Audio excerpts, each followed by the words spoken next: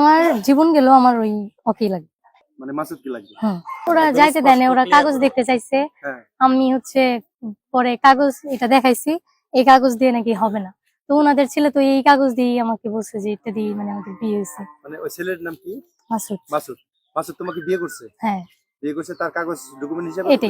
হ্যাঁ আচ্ছা, এটা ওরা মানতেছে না। আচ্ছা এই বিয়ে করছে কবে তুমি? কতদিন হয়? 26শে ডিসেম্বর। 26শে ডিসেম্বর কত সাল? 12 মাস 2024 সাল। 2024। ঢাকাতে গেছিলাম, ওইখান থেকে ওনার একটা মেজ আপু, ওনার বাসায় যাই।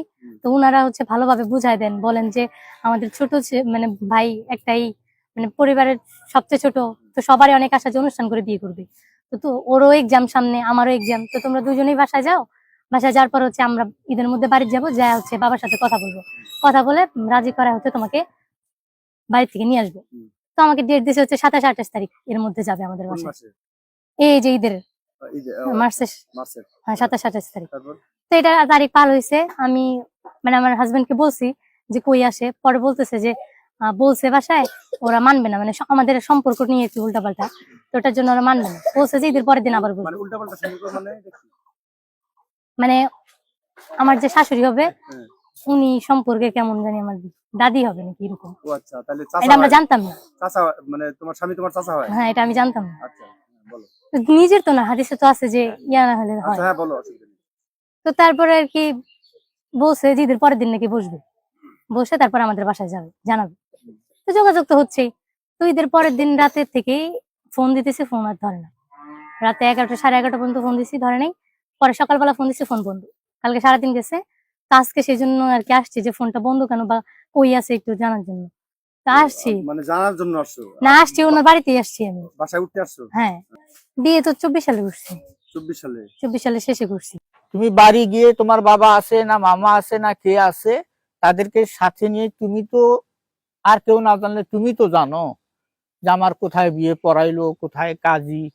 তুমি তাদেরকে সাথে নিয়ে ওই কাজীর কাছে ওইখানে গিয়ে তুমি নকলটা দাবি করো, নকলটা তুমি নিয়ে আসো। আমি দেখবো যে হ্যাঁ তোমার কাজীর দ্বারা বিয়ে রেজিস্ট্রি হয়েছে, আমি সাদরে তোমাকে গ্রহণ করব। তুমি যাও। নাই, দাঁড়ায় থাকতে থাকতে থাকতে থাকতে আসে। তারপরে বোধহয় 1টার আজান যখন হইলো, ও এর মধ্যে আবার এই আমরা লোকজন আসি এইখানে, চট করে আবার ওর আরেকজন মহিলা এসে ওইখানে বসছে বেঞ্চিতে, মুখ ঢাকা।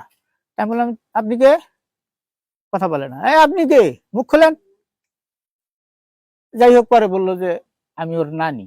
ওই যে মহিলা নানি। তা আপনি এখানে এইভাবে বসে আছেন?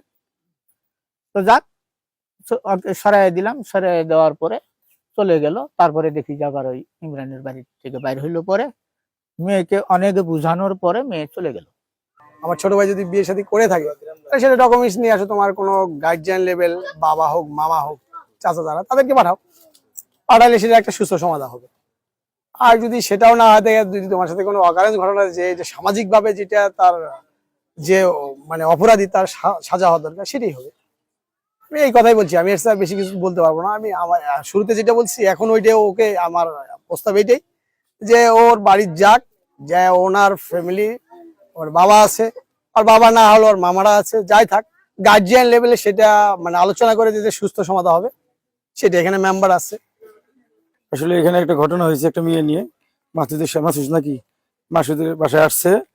আসলে আমি ঘটনাটা এখন শুনি নেই, শুনে তারপর দুই গার্জেনের সাথে গল্প করে তারপর বিষয়টা ফয়সালা দেওয়ার জন্য চেষ্টা করবো।